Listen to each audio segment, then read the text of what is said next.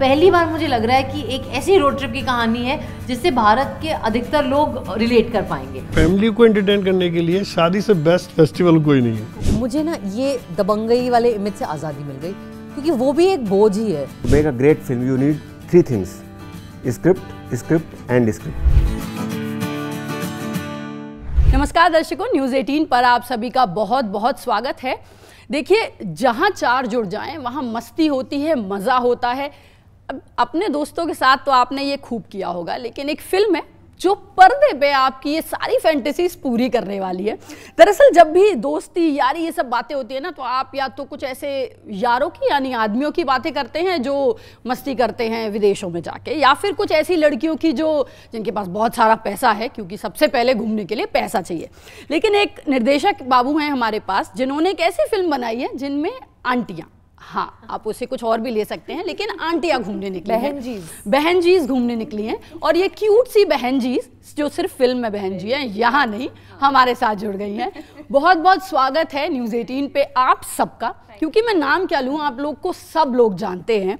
तो सबसे पहले मेरा सवाल यही है कि ये जो क्यूट सी आंटीज़ की बात है, और मैं चाहूँगी आप में से जो भी जिसका भी मन करे वो इसका जवाब दे। अक्सर लड़कियां या लड़के घूमने जाते हैं, ये आंटियां कैसे घूमने निकल गई और आप लोगों ने कैसे चुना इस चीज़ को कि हाँ ये वाली फिल्म करनी है? इसका जवाब जी बिल्कुल, कैप्टन ऑफ द शिप। कि ये एक्चुअली चुना नहीं इन लोगों ने, इन लोगों को जो है आप इनको पकड़ के लाए? हाँ नहीं, इन लोगों ने चुना नहीं, इन लोगों को धोखे से ले जाया गया।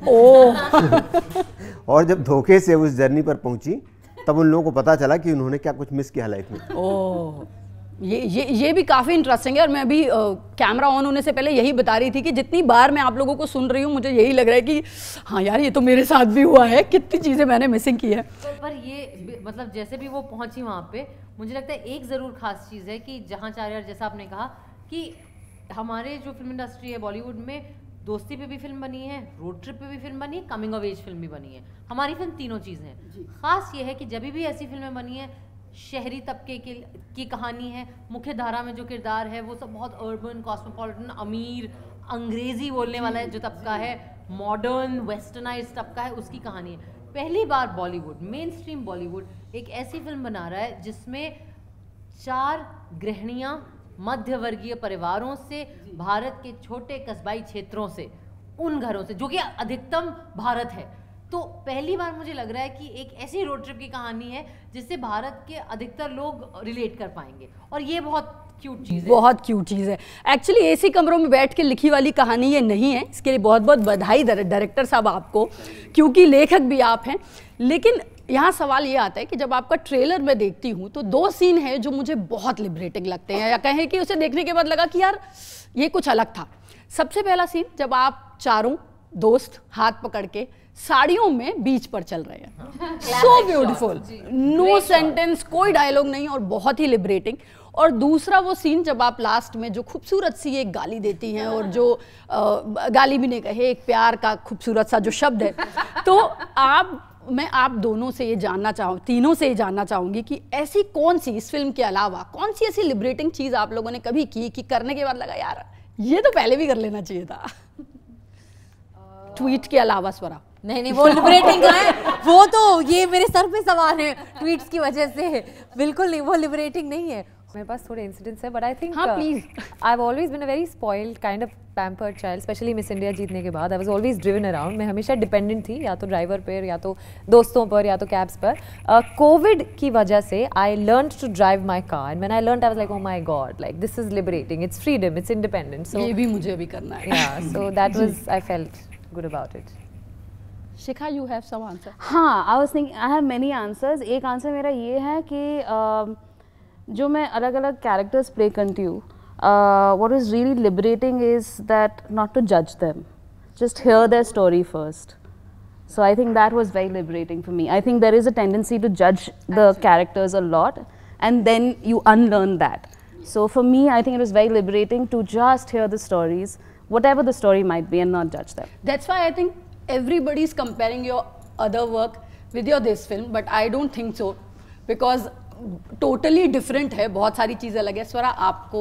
मुझे दो चीज़ें जहन में आती हैं। एक, जो कि नील बटे सन्नाटा के बाद हुआ, जब मैंने जो अखबारों के और जो ऐसे बोलना नहीं चाहिए पर जो चैनलों के जो एंटरटेनमेंट सेक्शंस के पेजेस होते हैं या वो मैंने वो देखने बंद कर दिए, क्योंकि आई वाज लाइक मुझे कंपैरिजन ही नहीं चाहिए कि वो क्या कर रही है, ये क्या कर रहा है, ये वो। तो जब मैंने दूसरे एक्टर्स और वो क्या काम करें उससे अपने आप को कंपेयर करना बंद किया, सबसे बड़ी आज़ादी वो मेरे लिए एज एन आर्टिस्ट वो थी। और मुझे लगता है एक मेंटली, इमोशनली और इवन इन टर्म्स ऑफ मैं किस किस्म की फिल्में चूज़ कर रही थी, जब मैंने इस चीज़ से अपने आप को हटाया कि वो क्या इंडस्ट्री के अंदर लोग क्या कहेंगे या लोग क्या कर रहे हैं, ये एक पहला। और दूसरा एक्चुअली जहाँ 4 यार की वजह से मैं लिबरेट हुई हूँ एक बहुत इंटरेस्टिंग चीज़ से, और वो है मुझे लगता है कि पिछले कुछ सालों में चूंकि एक वही जो आप बात कर रहे थे कि एक ट्विटर का परसोना और ये और पब्लिक इमेज और बयान देना और ये सब, तो एक बड़ी दबंगई की और एक की लड़ती है ट्विटर वॉरियर, ये जो इमेज बन गई है कि साहस और ये निडर, और ये ऐसा कोई इंसान नहीं होता, हम सब इंसान होते हैं, हम सब के कुछ विश्वास होते हैं, हम सबको डर लगता है ये वो। मुझे लगता है शिवांगी करने की वजह से, क्योंकि वो मेरे निजी चरित्र से काफ़ी अलग है, वो थोड़ी दब्बू किस्म की है, थोड़ी अंडर कॉन्फिडेंट है, थोड़ी वो हमेशा डरी हुई रहती है कि कोई उनसे पूछ लूं क्या, लोग क्या कहेंगे, और कि इनसे पूछ लेती हूँ और कोई परेशान ना हो मेरी वजह से, जो कि मुझे लगता नहीं, मैंने काफ़ी सालों से सोचा है। मतलब ऐसे नहीं पर कि लोग क्या कहेंगे तो कतई नहीं, पर शिवांगी को करते हुए मुझे लगता है मुझे ना ये दबंगई वाले इमेज से आज़ादी मिल गई, क्योंकि वो भी एक बोझ ही है, हमेशा निडर दिखाई देना या करेजस और वॉरियर और समाज क्रांतिकारी, कोई ज़रूरत नहीं है, मैं एक नॉर्मल इंसान हूँ। और मुझे लगता है मुझे इस फिल्म के थ्रू, इसलिए मैं हमेशा कहती हूँ मैं विनोद जी और कमल जी की बहुत आभारी रहूँगी, क्योंकि मुझे इस किरदार को करते हुए अपने अंदर जो वल्नरेबिलिटी है जिसको मैं नकारती थी, वो वापस से एम्ब्रेस करने का मौका मिला, मैंने उसे एक्सेप्ट किया, मैंने गले लगाया। अब पहले मैं कोई मुझे पूछता था ना यार तुम ठीक हो, तुम थोड़ी परेशान लग रही हो, मैं कहती थी नहीं सब ठीक, हाँ लाफिंग जोकिंग अपना। अब लोग पूछते हैं ना कि यार तुम ठीक है, दुखी हो, मैं बोलती हूँ हाँ यार मैं हूँ दुखी और ये हुआ है। लाइक आई फील लाइक मेरे लिए पर्सनली मैं कह रही हूँ ये बहुत बड़ी लिबरेशन थी मेरे लिए कि accept your own weaknesses also. So I think that is what this film has given me. How sweet. मैं बहुत कनेक्ट फील कर सकती हूँ इस बात से कि जब आप बहुत स्ट्रांग हो और किसी से कहें कि हाँ भाई मैं भी परेशान हूँ, हमेशा स्ट्रांग नहीं रह सकती। लेकिन इस सारी अच्छी प्यारी प्यारी बातों के बीच सबसे पहले तो ये बताइए विनोद जी, कितने लोगों को आपने कहा है कि मेरा नाम है विनोद बच्चन, नाम तो सुना ही होगा ऐसा कुछ, और ऐसे बच्चन, हाँ। विनोद बच्चन जी बिल्कुल। पर चलिए इससे आगे का सवाल आपसे पूछती हूँ, ये मुझे ये बताइए कि शादियों के प्रति जो आपका ये प्रेम है कि तनु वेट्स मनु, शादी में ज़रूर आना, और ये जो और इस फिल्म में भी हम देख रहे हैं चारों हीरोइनों जो हीरोइन है हमारी वो शादी में बड़ा खूबसूरत सा डांस कर रही हैं, तो शादियों के प्रति जो आपका प्रेम है ये अपनी शादी के बाद आया या अपनी शादी होने के बाद आपको एहसास हुआ कि मुझे गुड क्वेश्चन क्यों करना है, क्या है ये कनेक्शन? मैं मेरी शादी के बारे में तो आपको बता सकता हूँ, बट शादियों के ऊपर फिल्म बनाना मेरे लिए क्यों जी बिल्कुल है। देखो हिंदुस्तान में एक ही इवेंट है जो सब लोग मिलके एक साथ हंसते हैं, खेलते हैं, मजे लेते हैं। बिल्कुल एक ही ऐसा इवेंट है जो मिडिल क्लास भी, अपर मिडिल क्लास और high class, they are enjoying that these days. Like in film में तो है ही, बट शादी एक ऐसा इवेंट है जो हिंदुस्तान में सभी धर्म के लोग मनाते हैं अच्छे दिल से। और फिर तनु वेट्स मनु लोगों को पसंद आई, तो मुझे लगा यार ये सही फार्मूला है इसी पे चलना चाहिए। उसके बाद शादी में ज़रूर मैं बनाई, वो भी लोगों को बहुत पसंद आई, मैंने ये also is good. So now Ginny weds Sunny बनाई, वो भी इज़ द वेज डॉन। सो मुझे ऐसा लगता है कि फैमिली इंटरटेनमेंट में या फैमिली को एंटरटेन करने के लिए शादी से बेस्ट फेस्टिवल कोई नहीं है, कोई नहीं होता, ये बात तो सही तो मैंने ऐसा कहा कि भाई अब इसी लाइन पे चलते रहिए और समाज की डिफरेंट शादियों को उठाइए और उन पर फिल्में बनाइए जो लोगों को पता ही नहीं है।